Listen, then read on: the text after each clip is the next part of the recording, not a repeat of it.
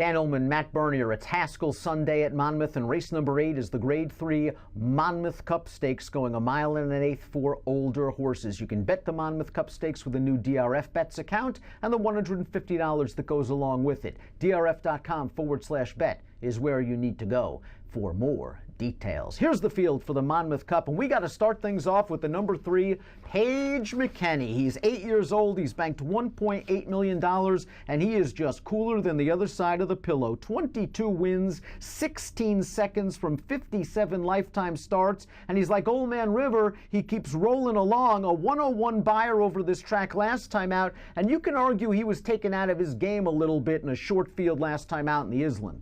Yeah, no, 100%. I mean, the fact that Harlan Punch was basically just walking out there on the front end and Paige McKenney was forced to be closer to the pace that day, that certainly isn't sort of his standard running style. He usually comes from a little bit farther off of it, and you brought it up. You've got a triple-digit buyer just 2 starts back in that Sal Mile. To me, I mean, in many ways, he's kind of the horse to beat in here, but I can understand anyone that looks at it and says possibly from a tactical standpoint, maybe he's going to have a little bit too much to overcome, and maybe there are some younger, fresher faces that may be able to get the jump on him and make life a little bit difficult. Number 5, Name Changer, attracts Jose Ortiz. This horse was 3rd in the West Virginia Derby as a 3-year-old, 4th in the Pimlico Special at 4, and he started his 5-year-old campaign with a couple of wins. Not sure what to make of his most recent start at Delaware. He got a good pace. I know he had to alter course sharply down towards the inside in late stretch, but he just kind of lacked some pop late, and it makes me wonder. I know he's done well at 1 1/8 miles in the past. I wonder if maybe these stakes horses might be too tough right now. Yeah, you know, unfortunately, I think you have to look at it and say, okay, that Pimlico Special, he earned that 96 buyer. If you take that 96 out, what is he? He's a low 90 kind of horse, and I think there's a real scenario where a low 90 is not going to be fast enough to win. Fat Man won the Long Branch Stakes at Monmouth last year, coming from off the pace, but he's also effective in gate-to-wire fashion, as we saw off a long layoff in his 4-year-old debut. Now, I know that race came back weak, and he was able to just walk the dog on the lead, but I think this horse has done some very good things on dirt for Joe Sharp, who, of course, won the Haskell with Gervin. Yeah, look, he's a nice horse. He's 4 of 13 lifetime, 8 times in the exacta. Hard to really knock that. He's won at Monmouth. I don't think the distance is a problem for him. The problem for him, he's not fast enough right now to win a race like this. One time in his career has he eclipsed a 90 buyer, and that was a 91.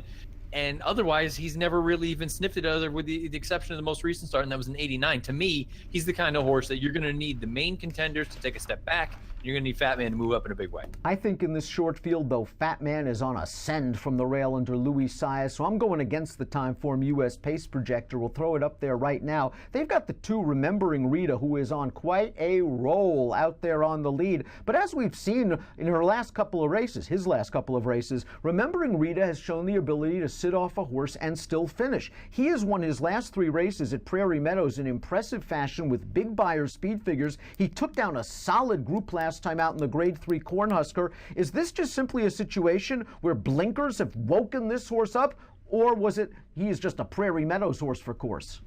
Really, to me, that's the question of this entire race, is if you think the blinkers have turned him into a different animal, and we've seen that happen numerous times in the past, then all of a sudden I think you're looking at a horse that even at 2-1 or 5-2, he might be a decent number. The problem is all 3 of those victories also coincided with his 3 runs at Prairie Meadows. So I don't know if he just really appreciated that racetrack, or the blinkers went on and the light bulb sort of went off. To me, I'm leaning more toward the blinkers angle, because it's not like he was a terrible horse before then, and it just felt like he needed a little bit of something to get him over the top.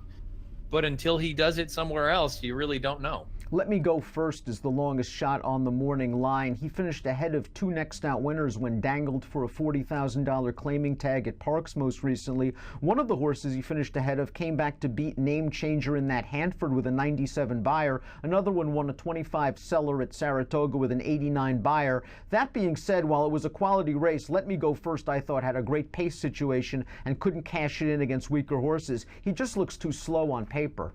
Yeah, I mean, plain and simple, his buyers recently are just not nearly fast enough to even be competitive. Let's take a look at our top selections for the Grade 3 Monmouth Cup Stakes. I have all the respect in the world for Paige McKenney. I think he's going to be real tough in here, but I want to talk a little bit about Zanotti. And I liked Zanotti in the Excelsior on Wood Memorial Day 3 starts back, and I thought he ran really well considering that the inside wasn't the place to be, and he ended up down there in late stretch, and he ended up finishing second to the solid Discreet Lover. He then ran an okay second in the flat out behind Todd Pletcher's hard study, and last time out in the Suburban, not only was he overmatched 53-1 against the good Grade 1 winner Diversify, but he was on the chase in that race in a very fast pace. He had no chance that day. I think he sits an outside stalking trip, and I know he wants the 1 1/8 miles. Yeah, I was going to say he's likely to trip out in here, isn't he? He's going to be drawing from the outside. You've got those speeds to the inside. I think he sits just off of me as the highest last out buyer in the field with a 96. There are plenty of reasons to like a horse like this. The distance clearly not going to be an issue for him. The question comes down to what kind of price is he? And I think there's a real scenario with Paige McKenney in here, with the horse down to the inside, remembering Rita. Perhaps the Nadi goes off in that 7-2, 4-1 range. And to be honest, I think that's very fair. I think that's fair as well. And remember, even though he tired badly in the Suburban, he still finished ahead of Dr. Dorr, who came back to run a game 97 buyer when second in the San Diego. You believe in remembering Rita. This is one of your main angles. A horse that's been a maiden for a while, gets through with a win, and suddenly the light bulb comes on and they go on a roll. And that's what's gone on with this horse, who's got good tactical speed. And really, Sunday is going to tell you a lot about remembering Rita, because if he doesn't show up with I don't even want to say a decent effort. If he doesn't show up with a good effort, then all of a sudden you got to question what you're dealing with here. But I got to be honest, I'm just going to lean with the blinkers and hope that kind of woke him up. Give me numbers. I'm going to go 2-3-6-1. I'm going to go 6-2-3-5 in the Grade 3 Monmouth Cup. Again, a race you can play with your DRF Bets account. A new DRF Bets account earns you a $150 bonus. Head on over to drf.com/bet for all the details. Approximate post time for the Monmouth Cup, 3:28 Eastern. Best of luck.